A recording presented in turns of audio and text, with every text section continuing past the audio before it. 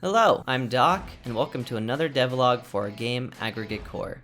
Aggregate Core is a co-op extraction FPS game that my friend Alex and I have been developing for about 9 months now.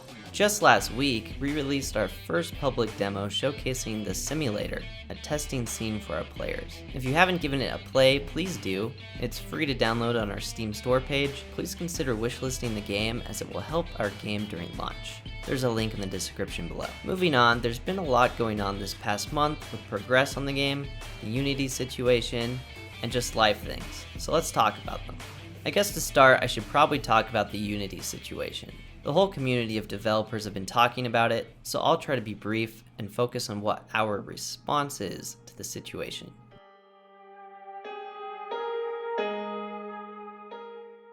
First, I'll summarize the Unity situation for those who may not know what's been happening. Essentially, Unity made an announcement with some plans to change their licensing agreement and add a new fee called the runtime fee. I won't get too detailed, but essentially it was a ridiculous plan that made the entire community upset and got Unity boycotted. And company Unity has made some transgressions, to put it lightly.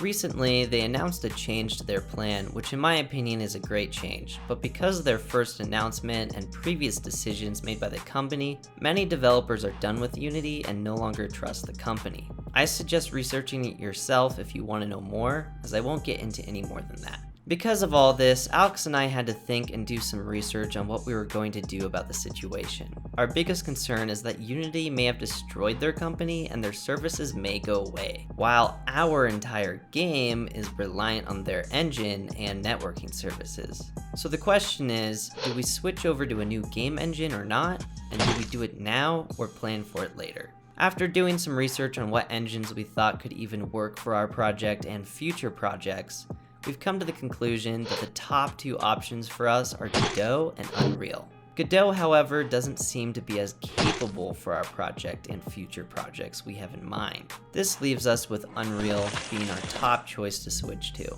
But Unreal doesn't support C#, which is the programming language all of our scripts are written in, as well as the only programming language I know. So switching to Unreal would mean learning to use a new engine, learning a new programming language, and porting our project into that engine and rewriting all of the code into a new programming language. Please, no! No! Frankly, I don't think it's worth it. So we've decided to stick with Unity for the remainder of our current project and slowly learn C++ to later be able to switch to a different engine in the future.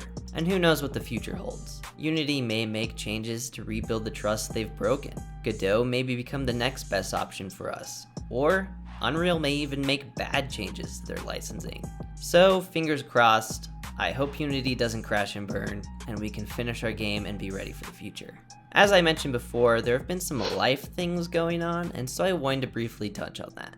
These things are actually good life things, but they did take away from some of the time we had to work on the game.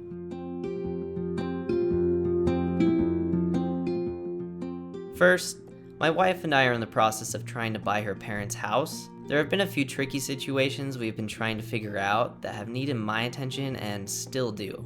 The second thing was that Alex, some friends, and I went on a backpacking trip. This trip was a few days long and consumed basically a week of my time that I normally spend working on the game, but it was a great time and it's always nice to get away from life and immerse in nature. We went to our usual place, which is Lost Creek Wilderness. It was about a 4-mile hike into our favorite spot, and then we hiked from there to a place called Refrigerator Gulch, which was about another 4-mile hike.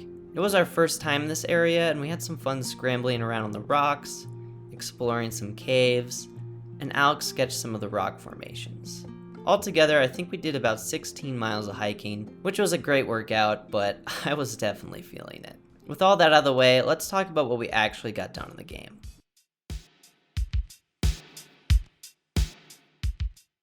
Like I said in the beginning, we finally got our first public demo released on the Steam store. It honestly took about 2 weeks longer than I had expected. I ran into issues with the final build not working for the Steam team, and I had to resubmit the demo for review several times before I finally redid the whole process and got it working.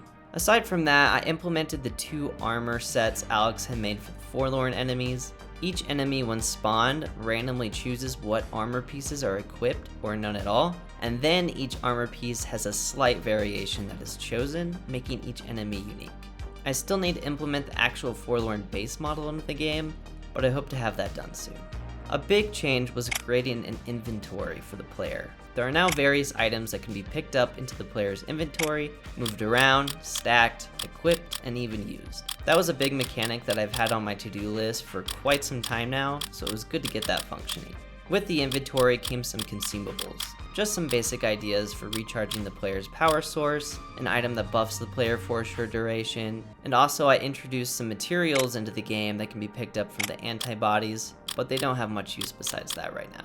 I also changed the UI for changing the state of the back arms. Before there was a little indicator of what the current state was, and you could switch through it with the number keys or the D-pad on a controller, but now you just press down the D-pad or one number key to open a selector wheel where you can quickly choose a state from there. I think this is a faster and more optimal solution. It requires less buttons from the controller or keyboard, allowing me to utilize those free buttons for other things. I also created a selector wheel for using consumables. The selector wheel pulls from all the consumables in your inventory. Lastly, I began implementing a gun model Alex made for our energy pistol, which we are calling the SB3000. I still need to create animations and more visual and sound effects for it, but it's very cool to be replacing the placeholder objects in the game with our own.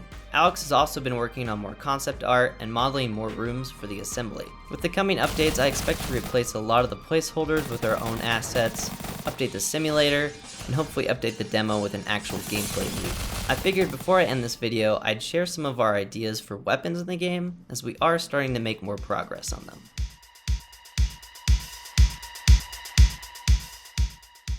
Unlike many other FPS games, in Aggregate Core, we want the player to feel that their character is their weapon. Rather than having many weapons, each with many modification options, we plan to have a few different categories of weapons, each with some variations, but the main goal of the player will be to customize their character into a unique weapon.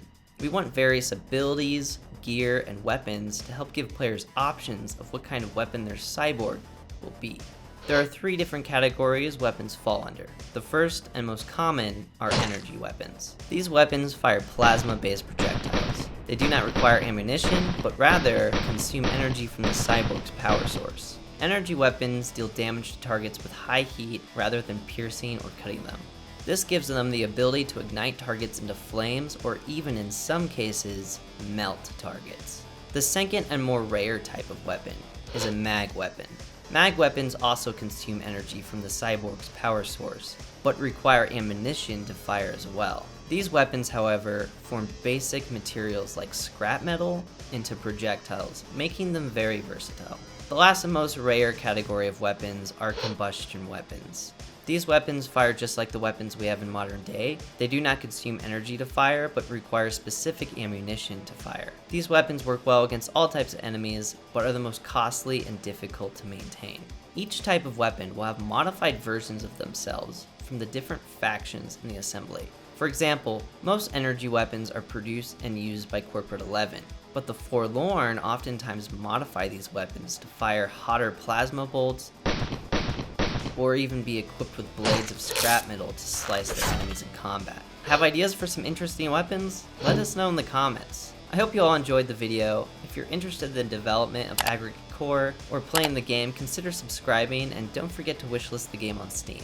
Thanks for watching, and we'll see you for the next one.